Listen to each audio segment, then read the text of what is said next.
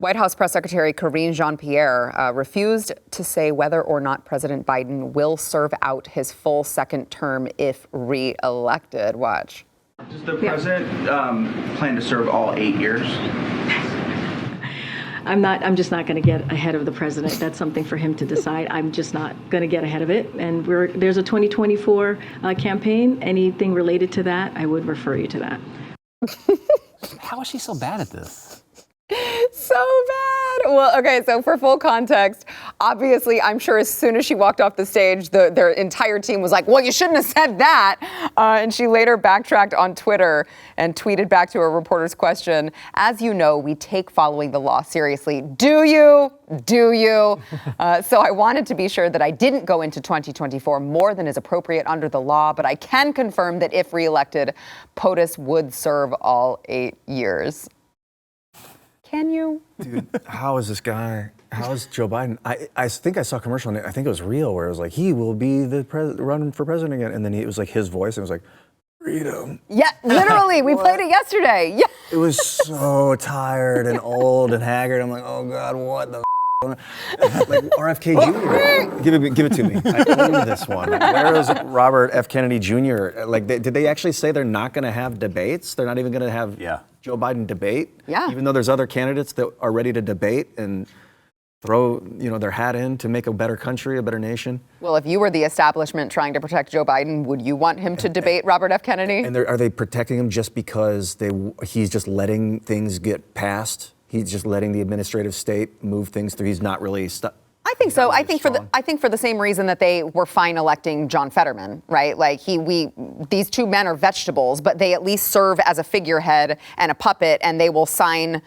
check the boxes that we need checked and sign the legislation we need signed. Yeah. I think.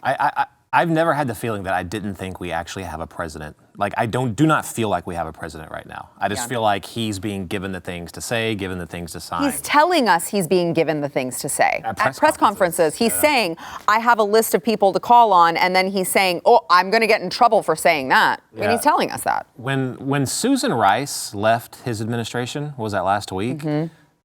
My ears perked up on that. I thought, okay, either she's looking at the to be the president and maybe a Gavin Newsom or interchange each one. Mm-hmm. That's what I was thinking we were going towards.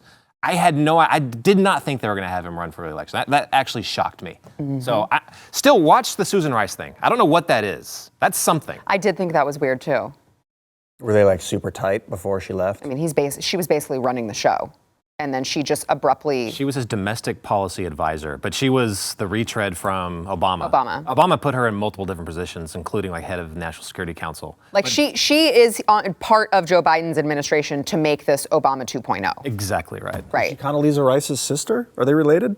No. Rice family? No, and they couldn't be more far apart when it comes to policy, so it's funny that you asked that. When Biden let that Chinese spy balloon float across the country, I was like, well, where's our president? Mm-hmm. And then when he issued the surrender in Afghanistan of all our equipment and people to the Taliban, not all our people, but all those people to the Taliban, one of the weakest militant groups on earth. He surrendered the strongest military ever known to man to this little thing that we were supposedly dominating in a war because of a timetable and a photo op, and he left people on the ground and left how many millions or billions of dollars in equipment that they're flaunting. Like, this guy is not present, and we need someone that is willing to say no. That is the president's main job, is to stop things from going crazy. He's supposed to issue the veto power. He's supposed to oversee, let Congress run the show, and say no if they go crazy. That's what I need. I totally agree. If you like that clip, there is plenty more where that came from. Click the link in the description below to subscribe to the News and Why It Matters YouTube channel to watch the full episode.